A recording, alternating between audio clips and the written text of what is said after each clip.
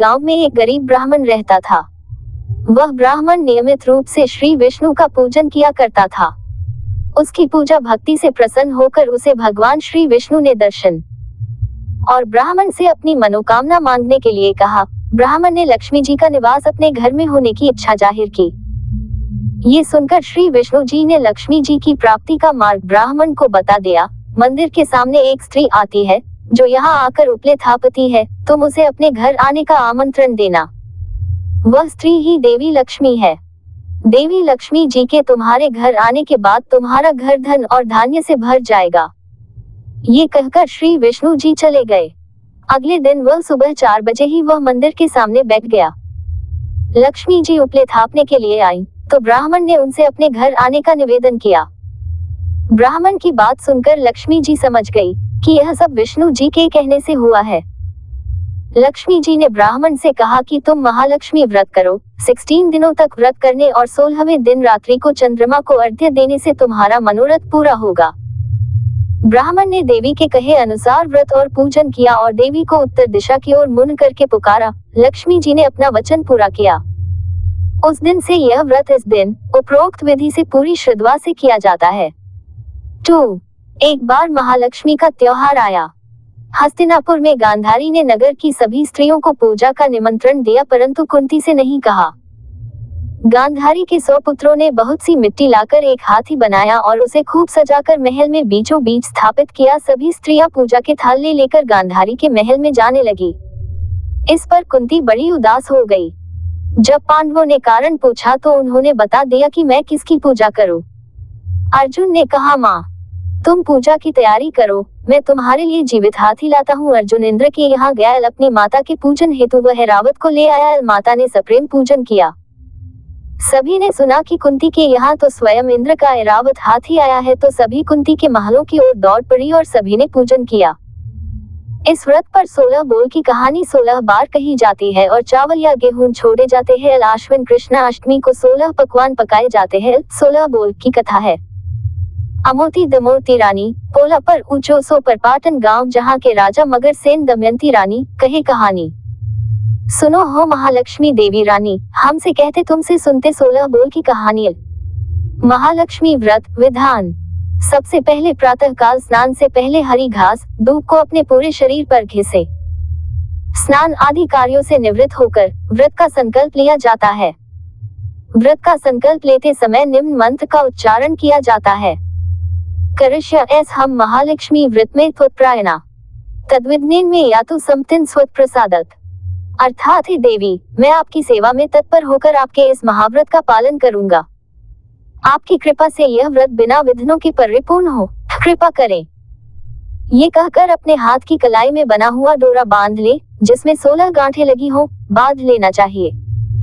एक लकड़ी की चौकी पर श्वेत रेशमी आसन कपड़ा बिछाएं। 2. यदि आप मूर्ति का प्रयोग कर रहे हो तो उसे आप लाल वस्त्र से सजाएं। श्री लक्ष्मी को पंचामृत से स्नान कराया जाता है और फिर उसका 16 प्रकार से पूजन किया जाता है। 3. संभव हो तो एक कलश पर अखंड ज्योति स्थापित करें।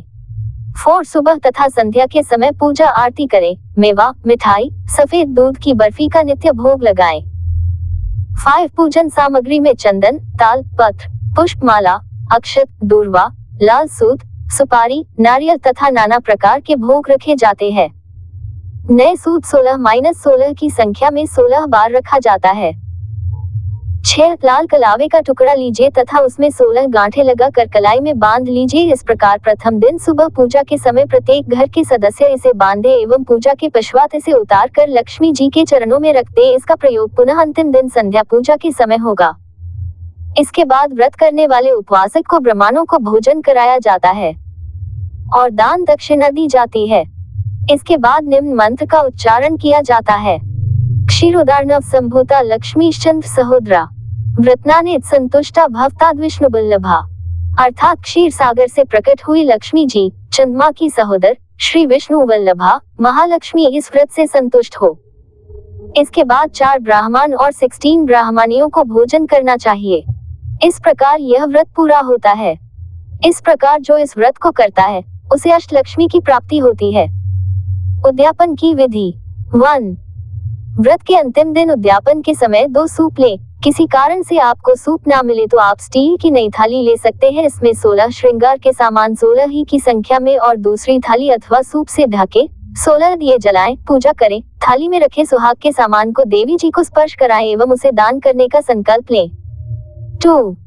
जब चंद्रमा निकल आए तो लोटे में जल लेकर तारों को अर्घ दे तथा उत्तर दिशा की ओर मुंह करके पति पत्नी एक दूसरे का हाथ थाम करके माता महालक्ष्मी को अपने घर आने का हे माता महालक्ष्मी मेरे घर आ जाओ, इस प्रकार 3 बार आग्रह करें। 3. इसके पश्चात एक सुंदर थाली में माता महालक्ष्मी के लिए बिना लहसुन प्याज का भोजन सजाएं तथा घर के उन सभी सदस्यों को भी थाली लगाएं जो व्रत हैं। यदि संभव हो तो माता को चांदी की थाली में भोजन परोसें। ध्यान रखिए कि थाली ऐसे रखी होनी चाहिए कि माता की मुख उत्तर दिशा में हो और बाकी व्रती पूर्व या पश्चिम दिशा की ओर मुंह करके भोजन करें। 4. भोजन में पूरी, सब्जी, रायता और खीर होने चाहिए, अर्थात वैभवशाली भोजन बनाएं। 5. भोजन के पश्चात माता की थाली ढक दे एवं सूप में रखा सामान भी रात भर ढका रहने दे। सुबह उठ के इस भोजन को किसी गाय को खिला दे और दान सामग्री को किसी ब्राह्मण को दान करें जो कि इस व्रत की अवधि में महालक्ष्मी का जाप करता हो या फिर स्वयं यह व्रत करता हो। यदि ऐसा संभव न हो तो किसी भी ब्राह्मण को ये दान दे सकते हैं या किसी लक्ष्मी जी के मंदिर में देना अति उत्तम होगा।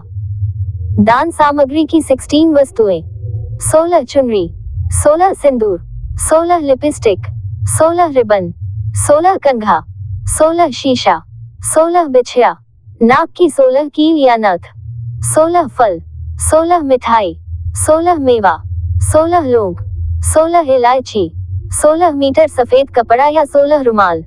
माँ महालक्ष्मी का धन मंत्र: ओम ह्री श्रीं कमले कमलालये प्रासित प्रासित श्रीं ह्री श्रीं महालक्ष्माय नमः।